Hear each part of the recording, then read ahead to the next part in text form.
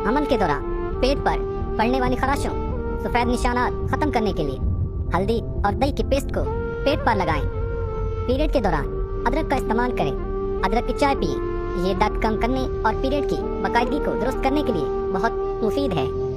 वो अफराद जिन्हें लो ब्लड प्रेशर की शिकायत रहती है, उनके लिए बाकायदगी से खजूर खाना इस मसले का बेहतरीन हल है। इसके अलावा लाल चुकंदर खाने से भी ब्लड प्रेशर को कम होने से रोका जा सकता है। अगर गुर्दे में पथरी हो तो नारियल के पानी में अंगूर का रस डालकर पिएं। ये गुर्दे की पथरी का बेहतरीन इलाज है। हाई कोलेस्ट्रॉल लेवल कम करने के लिए बारीक कटे हुए प्याज, मक्खन और 1/4 काली मिर्च को मिक्स करके खाना मुफीद साबित होता है। मोटापा कम करने के लिए नाश्ते और रात के खाने के बाद बंद गोभी खाना बेहद फायदेमंद है। दोपहर और रात के खाने के बाद एक गांठ लहसुन खाएं। इससे वजन बड़ी तेजी से कम होता है।